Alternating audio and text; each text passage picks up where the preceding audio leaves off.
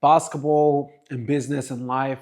How do I be the MVP in my own game? So, at a certain level of business, like we're not even at that high of a level, to be honest with you. But say once you're doing over 500,000 a year, the goal isn't necessarily for you to be the hero. The goal is for you to develop other heroes. So for me, the game was a lot about making sure that I've got A players on my team. After this amazing content shoot, I'm going to be interviewing more account managers, with my operations manager and my HR manager. Mind you, they're not like, they don't have to work weekends. They just do it because they're bought into the vision.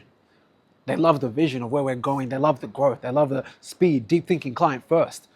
What we say instead of, oh, we're getting appointments set today, we're saying, what's the party going to be like today? We call it a party. So when the team starts getting like 20, 30, 15, 50, 60 sets in a day and they start warming up, we start saying party time, and we start doing like dance emojis and stuff just to keep the vibe, right? So for me, it's more about curating an infrastructure, a culture, an environment that is celebratory of high performance. And in order to be celebratory of high performance, you first of all have to be a high performer.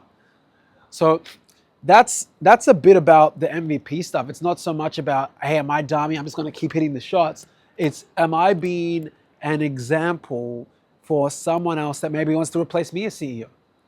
And I'm already emotionally learning to be like, yeah, like I actually want a CEO in my company.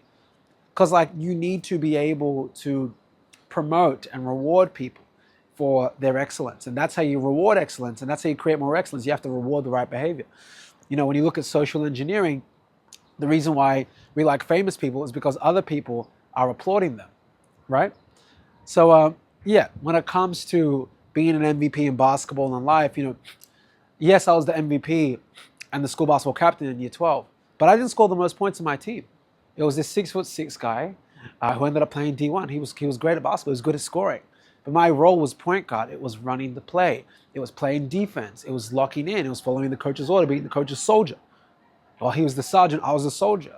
No worries, sir. Boom, boom, boom, boom. Okay, I'm not sure. This one I need to hit. Done. Game winner. But now, as an agency owner, with a nearly multi-million-dollar per year company, my role is simply, okay, I need to make him the hero for this department. I need her to be the hero. I need to give them more responsibility. I need to give them more leverage. I need to give them a bank card that they can use for anything pertaining to this. And we're just going to cook up. We're going to cook up. And we're going to cook up. And we're going to cook up. And doing things like that is actually me being the MVP. But my team, my sales team gives themselves basketball names. So James, my head of sales, he calls himself LeBron James. So every time he closes a deal, I post a LeBron James meme of LeBron James dunking. And then Chris, one of my other sales guys in Melbourne, he puts himself as Michael Jordan because he's a bit older. They call me Phil Jackson. Phil Jackson is the coach was the coach of the Chicago Bulls.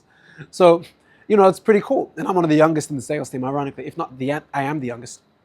So again, when it comes to being the MVP, an MVP, in my opinion, at least in life, plays the role that they have to play for the success of the venture or of the goal.